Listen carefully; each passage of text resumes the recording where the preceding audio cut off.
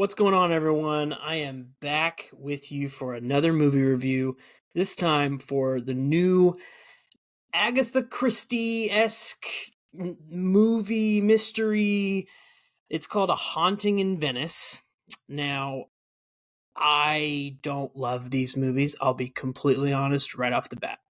Not my thing, not my favorite movies I've ever seen. Okay? Kenneth Branagh back for a third one in the lead role as Hercule Poirot, or Poirot, however the French decide to say that name. That's who he plays, and he's back again. Another ensemble-ish cast, I guess. I would say this one's a little bit less on the terms of like scale than the other two. But I think that mainly just has to do with like the amount of characters that the story needed. Um, so I mean, it's not neither a pro nor a con for that. Just giving context. So cast includes Michelle Yeoh, Jamie Dornan, Tina Fey. Um, there was one more. Oh, Kelly Riley, who she is Beth from Yellowstone. If you're a fan of that show, she also makes an appearance in this movie, which is honestly the first time I've really seen her outside of Yellowstone. I thought she did great. So this movie, takes place in 1947, in post-World War II Venice. Poirot, I'm never going to be able to say that right. Now retired and living in his own exile, reluctantly attends a seance, but when one of the guests is murdered, it is up to the former detective to once again uncover the killer. Literally nothing is different, like from the other two movies.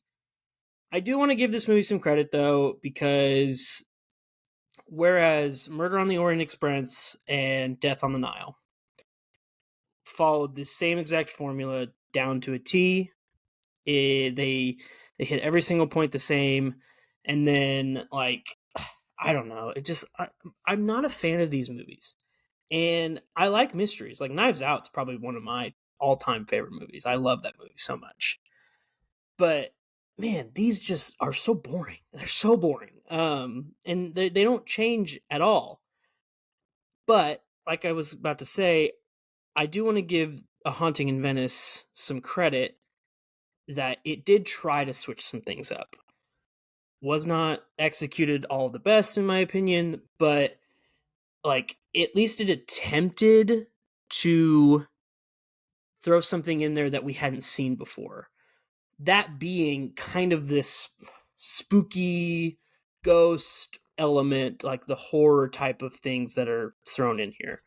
So, like, that was fun. I kind of wish it would have been more of that, truthfully. Nothing like that you would classify as like a horror movie needs to be thrown in here, but just like a little bit more than what was on there. I mean, there were a few jump scares that I actually really liked. There were a couple little ghost flashes, and but like that's really it. And I mean, hey, if you're gonna do something different, maybe don't add too much.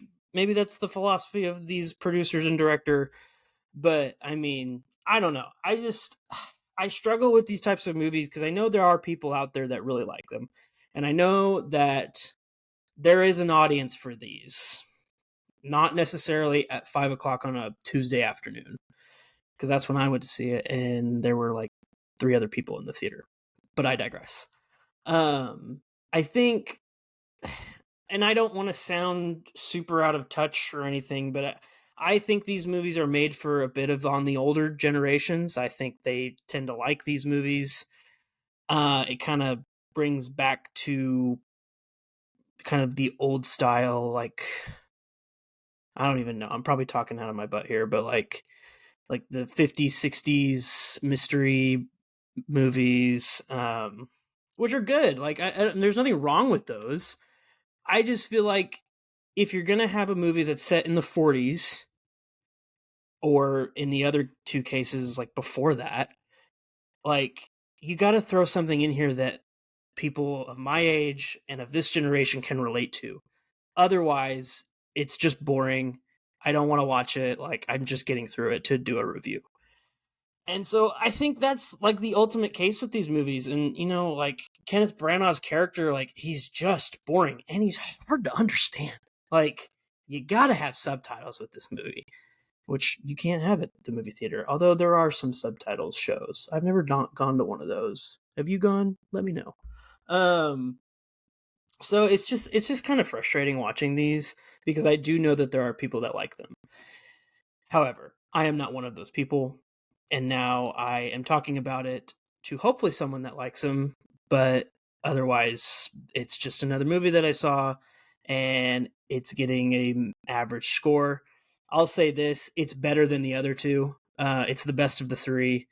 Um, I did not like Murder on the Orient Express at all. I thought it was super boring. Um, and then I hated the ending, the twist or whatever. I hated it. I thought it was stupid. I thought it was a derivative. Um, Death on the Nile was okay in some points, but Gal Gadot was the main character, and she's just not a good actress. It was super long. So, but it was better than the Murder on the Orient Express. This one, I think, is better than those two, simply because it did try to introduce this new element. Some of the cinematography shots were really cool. Other times it got a little out of whack. So, up again, props to the attempt of trying to do something new. But other than that, it's not for me. Now, I give it a 6.1 out of 10. So I think people will like it. It's a very average movie to me. I hope you go see it. I hope you like it. There's really not much out right now, so maybe it's something for you. Thanks again for watching. Like and subscribe the video, and I'll hope to see you next time.